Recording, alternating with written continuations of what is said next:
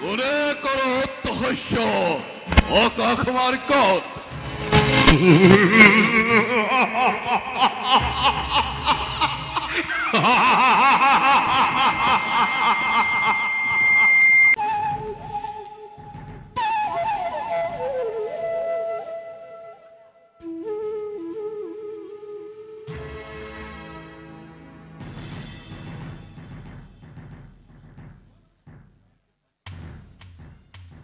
কালকেতু যুবরাজ মথুরার যুবরাজময়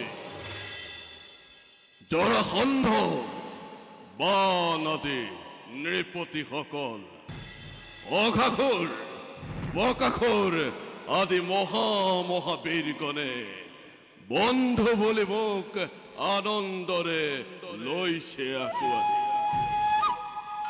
হচ্ছে বিদ্যে বলে পরাক্রমে আছে নাকি কোনোবা সমকক্ষ ধরার বৈখ্যাত জানা নাকি কিবা সংবাদ যদি আছে তেন্তে তেওঁকো বন্ধু বুলি আকুৱালি লৈ শক্তি এই কংখৰ ৰাখি মতুত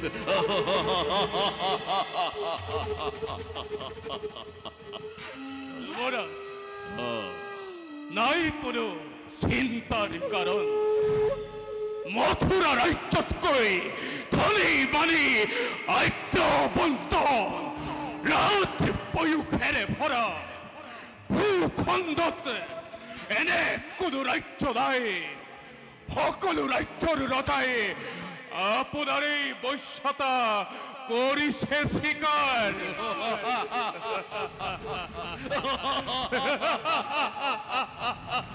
তেন্তে কালকেতু যুবৰাজ দেৱেশ্বৰ বুলি সকলোৱে কৰিছেনে উপাসনা মোক আৰু যদি কৰা নাই তেন্তে সকলোকে ধৰি আনি হত্যা কৰাৰ ব্যৱস্থা কৰা নাই চিন্তা যুবৰাজ কোনেও কৰা নাই বিদ্ৰোহৰ আচৰণ এই পৃথিৱীৰ মানৱ সমাজে আপোনাকে কৰিছে উপাসনা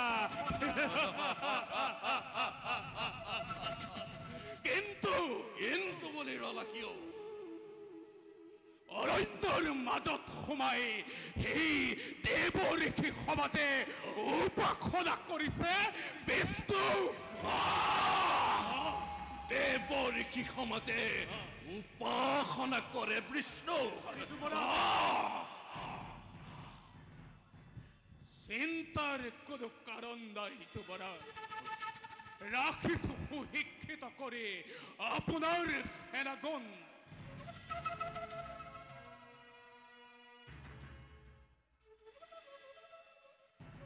দেৱঋষি নিৰীক্ষণ কৰা কোনোবাই মোক কৰে উপহাস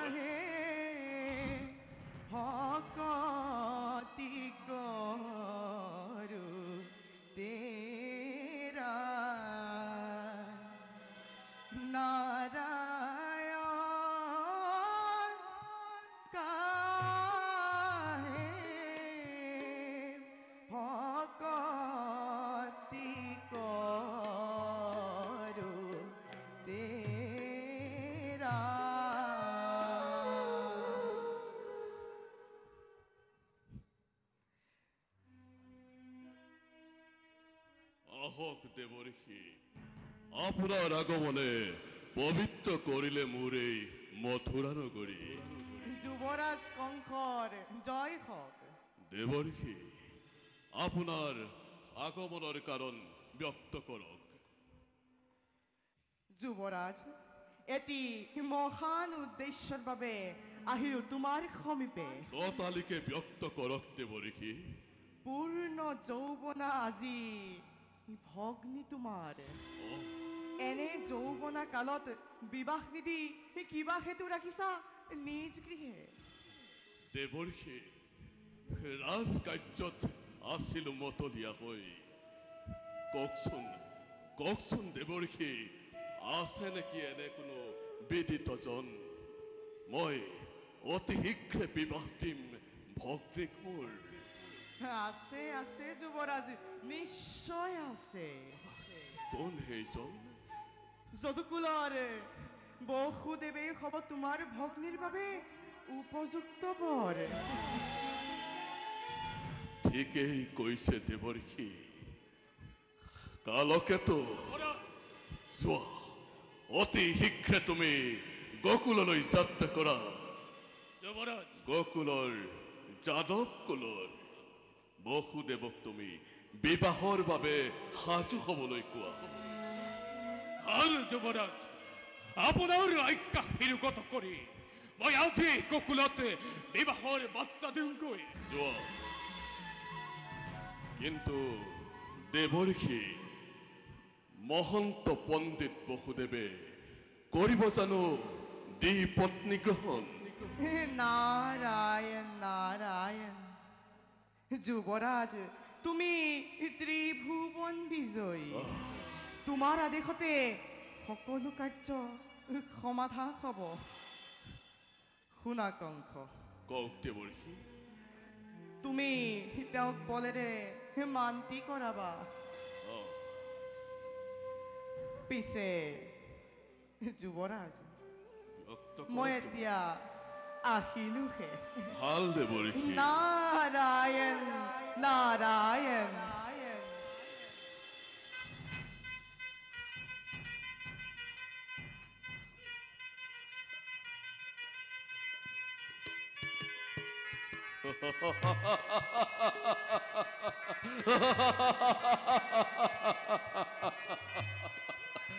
যদুকুলৰ বসুদেৱৰ সৈতে বিবাহ মোৰ ভগ্নী দৈৱকীৰ।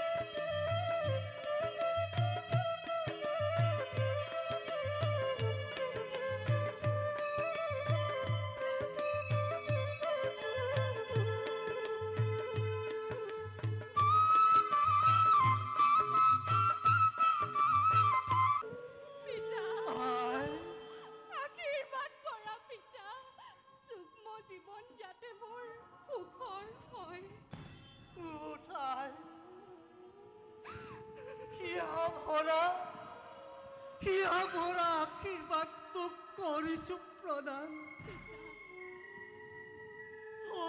গৌৰী বসতি হওক তুয়ো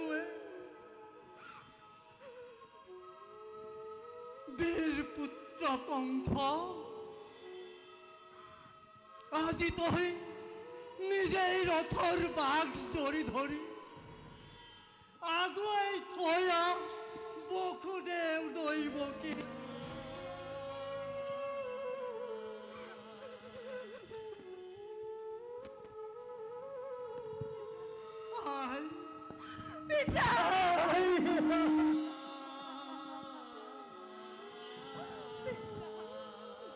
বিদায় বিদায় আই বিদায়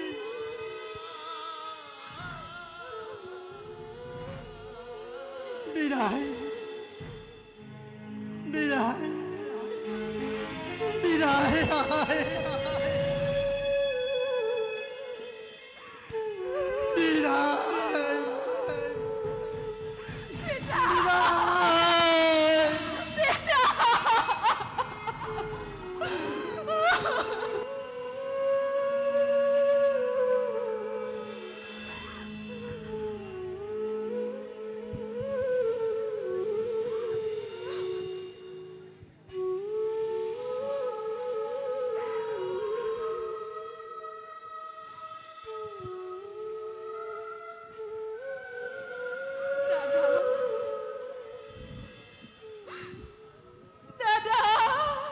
দৈবকী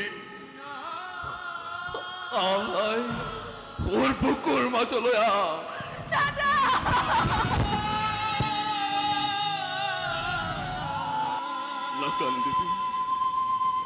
নাকান দেবী দৈবকী আজি আজি এই শুভ দিৱসৰ মহেন্দ্ৰ ক্ষণত ক্ৰন্দন কৰি মোক আৰু বিপল নকৰিবি আই নাকান্দিবি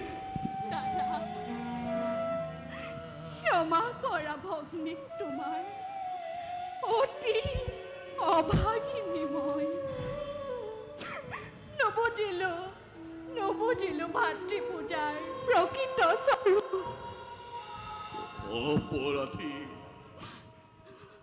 অপৰাধী নকৰিবি মোক আই শৈশৱ কালৰে পৰা যি স্নেহ বান্ধোনেৰে বান্ধি ৰাখিলি দাদাৰক কিবাদৰে পাহৰিম মই মোৰ জীৱন কালত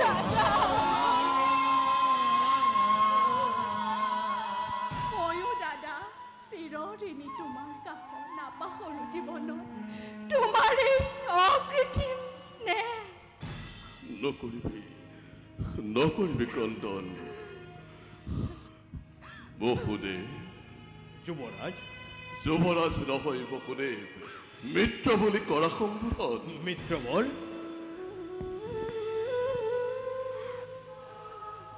বসুদেৱ মিত্ৰবৰ স্নেহৰ ভক্তি দৈৱকীক আজি খন্তে সময় পেলো তোমাৰ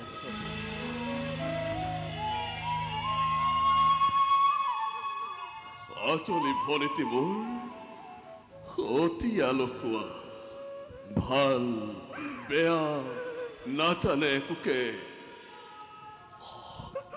হ'ব পাৰে তাই শত দুখ শত অপৰাধ ক্ষমাই ভূষণ জানি অৰ্ধাংগিনী ভাবি তাইৰ শত দুখ শত অপৰাধ তুমি কৰিবা মাৰ্জনা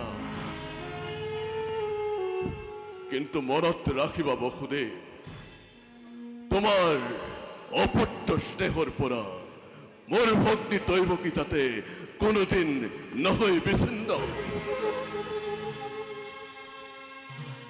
হোমাগ্নিক সাক্ষী কৰি যি মহাৰত্ন মই কৰিলো গ্ৰহণ তাক মই সৰ্বদা ৰাখিব ক্ষুণ্ণ হে যুৱৰাজ তোমাৰ আদেশ মই কদাপিতো নকৰো লংঘন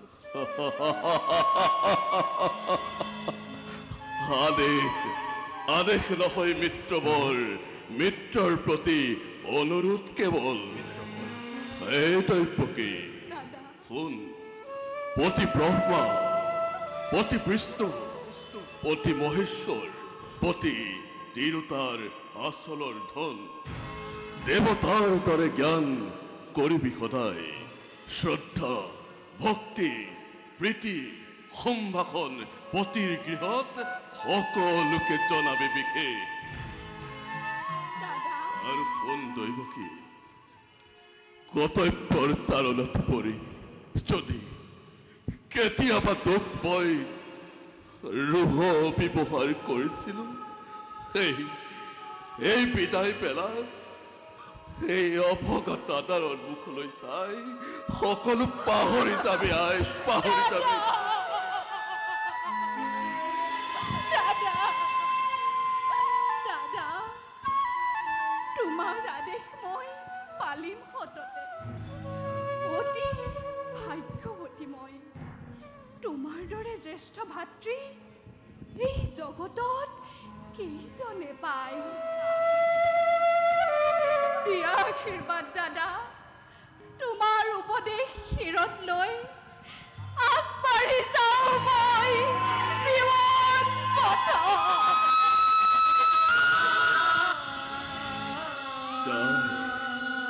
যা পতিৰ গৃহলৈ যা, তই লক্ষ্মী স্বৰূপিনী হৈ পতিৰ গৃহত গৈ শত সিংহ হব শক্তিৱন্ত সন্তানৰ জননী হবিগৈ। দিয়া আশীৰ্বাদ দাদা, যুগ্ম জীৱন যাতে সুখৰ হয়। পুনৰ পাৰ সিয়া ভৰা কৰিছো আশীৰ্বাদ।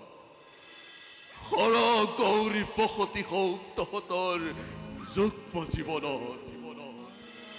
উঠা বসুদেৱ, উঠাই বসুদেৱ। মিত্ৰবৰ সিংহদ্বাৰত প্ৰস্তুত ময়ূৰ ৰথ আজি নিজে বাকচৰি ধৰি তোমালোক দুয়োকে আগুৱাই থম মই যাদৱ কুলত। বোলা এবে কৰাগৈ ৰথত আৰোহণ। আয়তীসকল মাংগলিক উৰুধ্বনিৰে মুখৰিত কৰি তোলা মথুৰা নগৰী, যিহেতু কংসৰ ভগ্নী দৈৱকীৰ বসুদেৱ দৈৱকীক জনোৱা বিদায় সম্ভাষণ।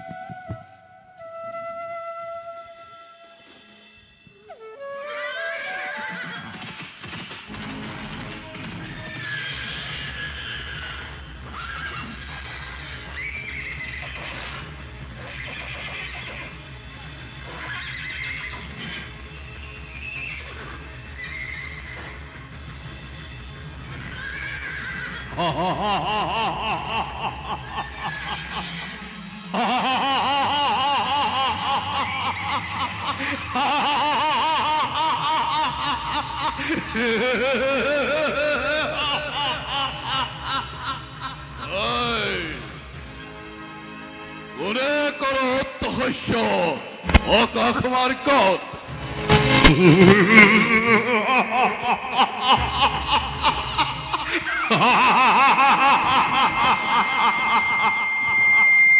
ওল কংস